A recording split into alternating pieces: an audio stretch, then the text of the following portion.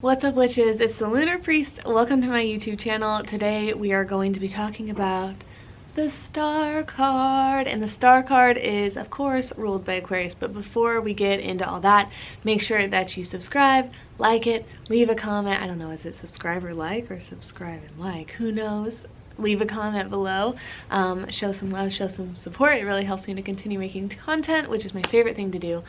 Also, if you're not following me on Instagram, it's at the Lunar Priest. I'm also now making blogs, not question mark, because they're up now, like they have started. And it's nice to watch the videos because the videos on YouTube are like quick, you can listen to them in your car, but the blogs are like good reference. It's almost like free books online on my website at thelunarpriest.com.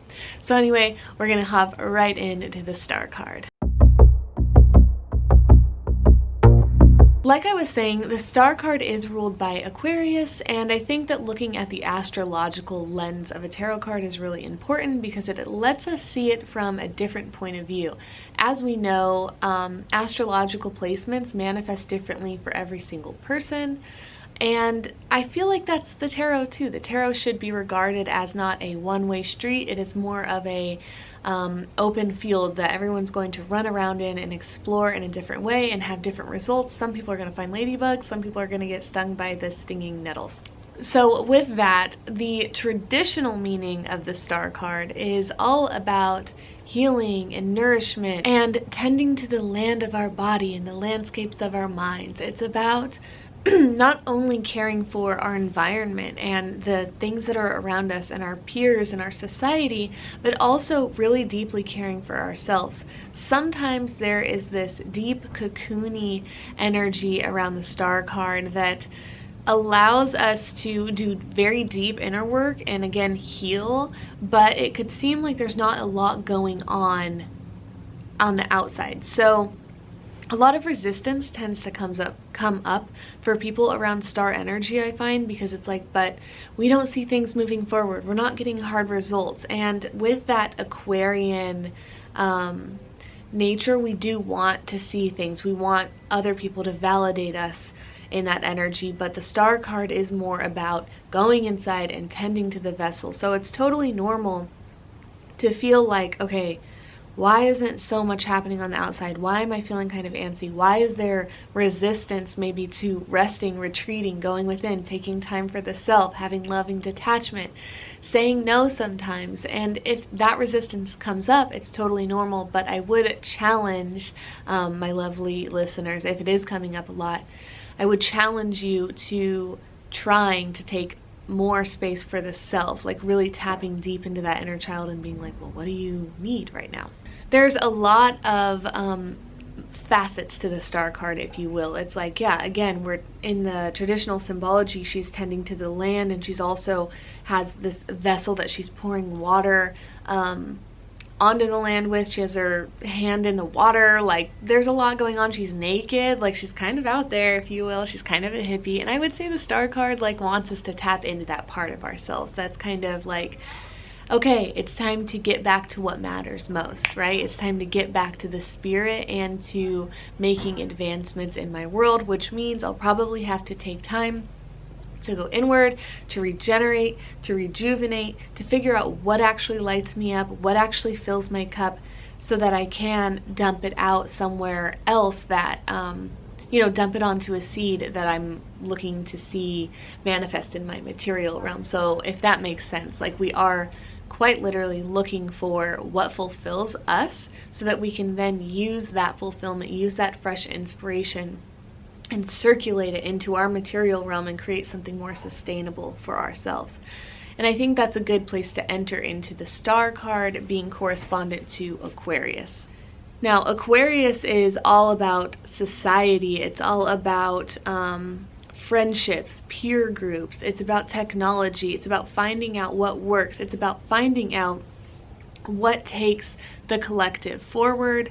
And as an individual, that means knowing what gear piece you want to be in the system of your community at large. And that sounds a little bit sterile, but it kind of has to be. we have to be a little bit more detached from the situation to really look within and make ourselves that single shining star, to understand, if it is all about me and all about my sense of fulfillment, what do I need to find? What do I need in my life? How do I need to feel on a regular basis? And what generates that for me? How can I integrate my personal passions and interests into my everyday life in a lucrative way, or in a productive way, or in a way that serves the people around me?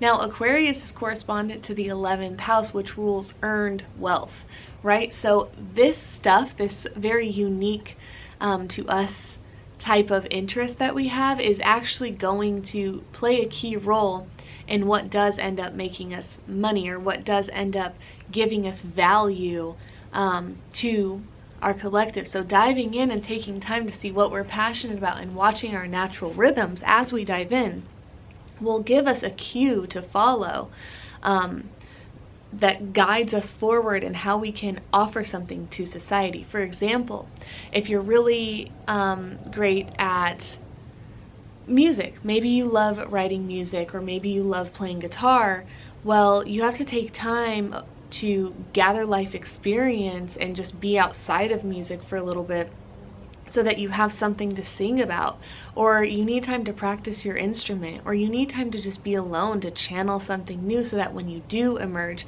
you're better at your craft, you're more able to connect in a different way, you have another perspective on yourself that allows you to connect to your audience a little bit better.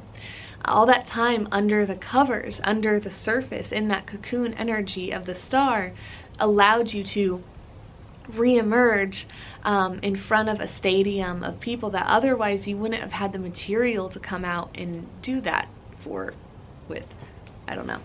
But that's kind of a good example, I think, of how star energy kind of works. It's that deep darkness of the self, of the infinite nature inside, that we have to dive in and sift through and figure out what that even looks like or means, and then bring it out into the material and share it with the world. So when this card comes up, it can mean that plenty of space and boundaries and withdrawal will happen, but it will be for the benefit of not only ourselves and our general fulfillment, but to the benefit of our society. We'll be able to connect to the people we love even more. It's an overall very positive card, and it just challenges us to really embrace the true self, so that we can be a better link to our peer group, so that we have a better idea of what we actually can offer and what's actually sustainable for us to offer to the outside world. The star card in verse can often mean that we are kind of not wanting to take that space, that we're a little bit scared. We might feel a little bit lonely, a little bit isolated. We might feel like we lack value. So we're just needing to, again, maybe take this risk and step into that uncomfortable space of vulnerability, where we have to admit to ourselves that there's something we're here, or maybe not that there's something we're here to do, but that there is something that lights us up enough to be of value and provide service to those that are around us. So just taking more space, making more time for self-care.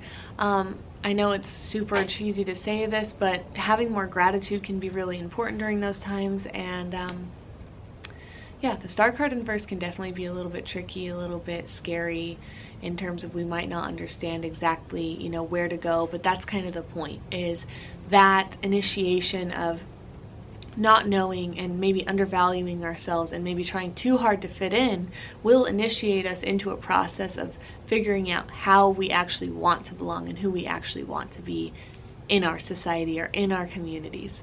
So with that, I hope that you enjoyed this. As per usual, take what you like, leave the rest. If something didn't resonate at all, just leave it here.